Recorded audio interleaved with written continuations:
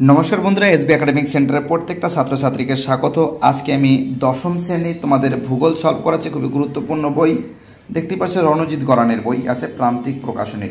আজকে আমি তৃতীয় অধ্যায় নিয়ে আলোচনা করব। দেখতেই পাচ্ছ তৃতীয় অধ্যায় বায়ুমণ্ডল। ঠিক আছে, এই অধ্যায় থেকে যে সমস্ত প্রশ্নগুলো আছে সেই প্রশ্নগুলো কিন্তু টু দ্য পয়েন্ট আজকে আমি কিন্তু সলভ করে দেবো। ঠিক আছে, দেখতেই পারছো।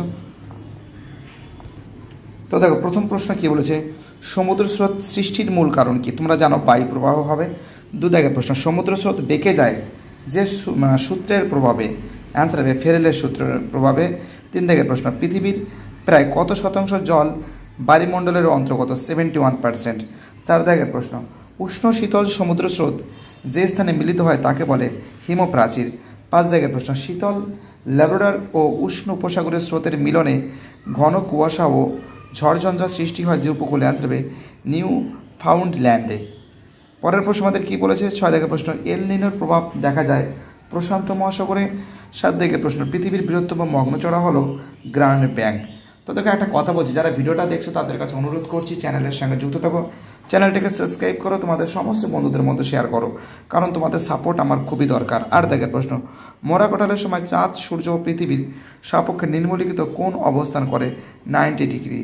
পরের প্রশ্ন, পৃথিবী ও চাঁদের দূরত্ব সবচেয়ে বেশি হয় তাকে আপোজি বলে। 10 কোন স্থানে মুখ্য জ্বর ও গৌণ জ্বরের সময়ের ব্যবধান 12 ঘন্টা 26 মিনিট? সত্যমিতা দেখে নাও।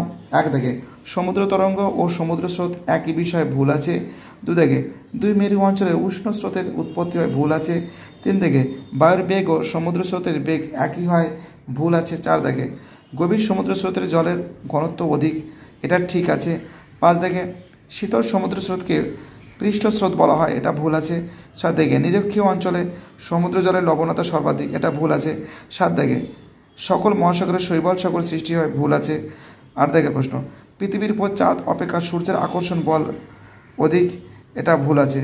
9 সূর্য চাঁদ ও পৃথিবীর সরলরৈখিক অবস্থানকে সিজকি বলে, ঠিক আছে। 10 পূর্ণিমা অপেক্ষা অমাবস্যার ভরা কটালে তেজ বেশি হয়, এটা ঠিক আছে।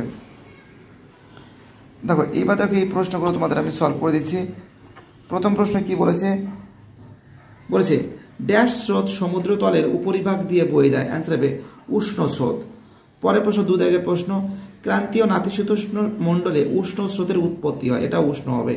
3 প্রশ্ন, ড্যাশ স্রোতের প্রভাবে নরওয়ে উপকূলে বরফ মুক্ত থাকে। অ্যান্সার হবে, তোমরা জানো যে উষ্ণ নরওয়ে স্রোতে, ঠিক আছে, উষ্ণ নরওয়ে স্রোতের প্রভাবে হচ্ছে। 4 প্রশ্ন, বেঙ্গুলা স্রোত তোমরা জানো এটা কিন্তু আটলান্টিক মহাসাগর অবস্থিত, আটলান্টিক নয়টা ও শিখ।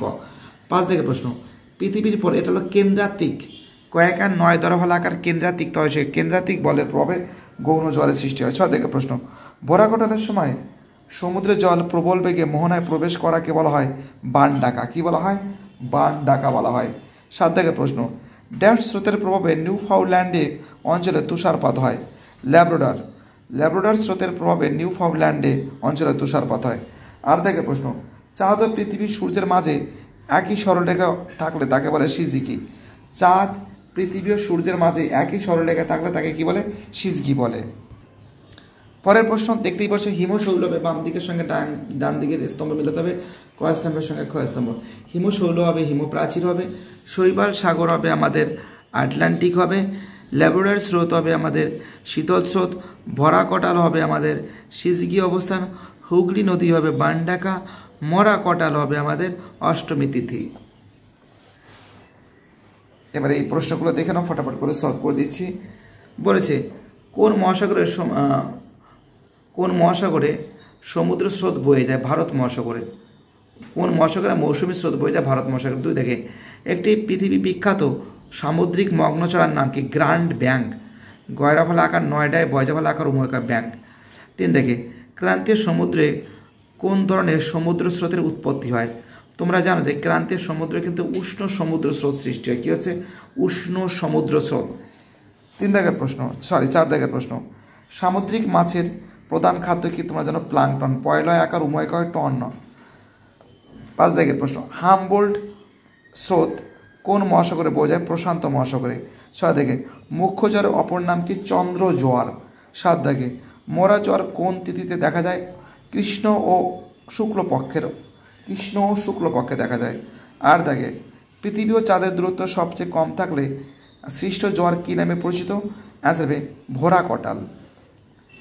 এবার এই প্রশ্নগুলো দেখে নাও, তোমরা সলভ করে দিচ্ছি। সমুদ্র স্রোতের সংখ্যা কি 58 নম্বর পেজ, এবং সমুদ্র তরঙ্গ কাকে বলে? সমুদ্র স্রোতের সংখ্যা 58 নম্বর পেজ এবং সমুদ্র তরঙ্গ কাকে বলে? এটাও পেজ নম্বর 58 নম্বর পেজে আছে। ঠিক আছে, দেখতে পাচ্ছ পেজ নম্বর 58 নম্বর পেজ, 58 নম্বর পেজ লেখা নেই, আমি লিখে দিয়েছি। এই যে সমুদ্র স্রোত কাকে বলে, এখান থেকে শুরু করে এতটা লিখবে, এক দাগের প্রশ্ন, এখান থেকে শুরু করে এতটা লিখবে। এবং 2 দাগের যে প্রশ্ন বলেছে সমুদ্র তরঙ্গ কাকে বলে, তো দেখতে পাচ্ছ এখান থেকে শুরু করে এতটা লিখবে, এখান থেকে শুরু করে এতটা লিখবে। চলো পরের প্রশ্ন বলেছে সমুদ্র স্রোতের 2টি বৈশিষ্ট্য লেখো, পেজ নম্বর 58 নম্বর পেজে আছে। দেখতে পাচ্ছ পেজ নম্বর 58, সমুদ্র স্রোতের কয়েকটি বৈশিষ্ট্য, 1 নম্বর 2 নম্বর 3 নম্বর 4 নম্বর, 4টে বৈশিষ্ট্য আছে। ঠিক আছে, দেখতেই পারছো। পরের প্রশ্ন বলেছে 4 দাগের প্রশ্ন, এটা হয়ে গেছে। এই যে 4 দাগের প্রশ্ন, এটা শৈবাল সাগর কি, পেজ নম্বর 60-এ আছে, এবং হিমপ্রাচীরের সংজ্ঞা, এটাও পেজ নম্বর 60-এ আছে। 4 দাগের প্রশ্ন, 5 দাগের প্রশ্ন। ঠিক আছে, দেখতে পাচ্ছ পেজ নম্বর 60-এ আছে। ঠিক আছে, এই যে শৈবাল সাগর কি, এখান থেকে তার 4 দাগের প্রশ্ন, এখান থেকে শুরু করে এতটা শৈবাল সাগর। ঠিক আছে, এখান থেকে শুরু করে এতটা লিখবে, মানে এখান থেকে শুরু করবে আর কি। এবং হিমপ্রাচীর কি, এখান থেকে শুরু করে এতটা, এখান থেকে শুরু করে এতটা। ওকে, পরের প্রশ্ন কি বলেছে আমাদের? নেক্সট প্রশ্ন বলেছে হিমপ্রাচীরের সংজ্ঞা দাও, পেজ নম্বর 60-এ। দেখো হিমপ্রাচীরের সংজ্ঞা কিন্তু একটু আগে দেখিয়েছি, কিন্তু দেখো পেজ নম্বর 60-এ আছে, একটু আগে কিন্তু দেখিয়েছি, এখান থেকে শুরু করে এতটা একটু আগে দেখিয়েছি। ওকে, চলো পরের প্রশ্ন আমাদের বলেছে প্লাঙ্কটন কি, পেজ নম্বর 62 নম্বর পেজে আছে প্লাঙ্কটন কি। এবং আরেকটা প্রশ্ন আছে 7 নম্বর প্রশ্ন, মগ্নচড়া কাকে বলে। অর্থাৎ প্লাঙ্কটন কি 6 নম্বরের প্রশ্ন, 7 নম্বরের প্রশ্ন আছে মগ্নচড়া কাকে বলে।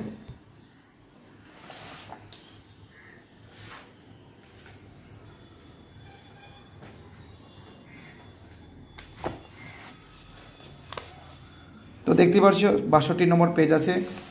প্রথমে প্লাঙ্কটন কি, ঠিক আছে, এখান থেকে শুরু করে এতটা, এখান থেকে শুরু করে এতটা, প্লাঙ্কটন কি, 6 দাগের প্রশ্ন। আর যে মগ্নচড়া কি, এই একই, এই যে 62 নম্বর পেজে একই আছে।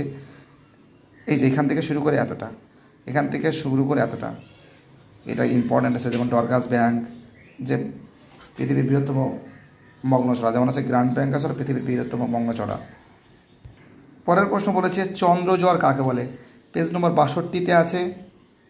দেখতে পাচ্ছ পেজ নম্বর 62।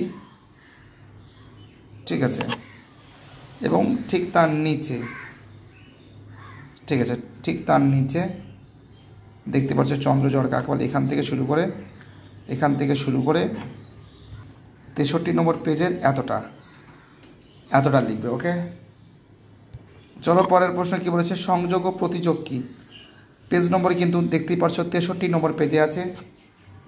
তো দেখতে পাচ্ছ পেজ নম্বর 63 নম্বর পেজে ঠিক নিচের দিকে, এখান থেকে শুরু করে এতটা, এখান থেকে শুরু করে এতটা। ঠিক আছে, এখান থেকে শুরু করে এতটা। ওকে, চলো পরের প্রশ্ন বলেছে বান ডাকা কি, পেজ নম্বর 64 নম্বর পেজে আছে। দেখতে পাচ্ছ পেজ নম্বর 64 নম্বর পেজে বান ডাকা কি, এই যে শুরু হয়েছে কোথা থেকে দেখে নাও, ঠিক এখান থেকে বান ডাকা, এখান থেকে শুরু করে, এখান থেকে শুরু করে ঠিক পরের পেজ, এই 65 নম্বর পেজের এতটা লিখবে, এতটা লিখবে। ঠিক আছে, চলো পরের প্রশ্ন বলেছে অ্যাপোজি জোয়ার কাকে বলে, পেজ নম্বর আমাদের 65 নম্বর পেজে আছে। দেখতে পাচ্ছ পেজ নম্বর 65 নম্বর পেজের ঠিক এই যে অ্যাপোজি জোয়ার, এখান থেকে শুরু করে এতটা, এখান থেকে শুরু করে এতটা লিখবে। ওকে, দেখো 3 নম্বরের প্রশ্নগুলো তোমাদের আমি সলভ করে দেবো আর কি, যদি তোমরা রিকোয়েস্ট করো বা SMS করো যে স্যার আমাদের 3 দাগের প্রশ্নগুলো, 3 নম্বরের প্রশ্নগুলো, ঠিক আছে 3 নম্বরের প্রশ্নগুলো সলভ করে দিন, অবশ্যই আমি সলভ করে দেবো।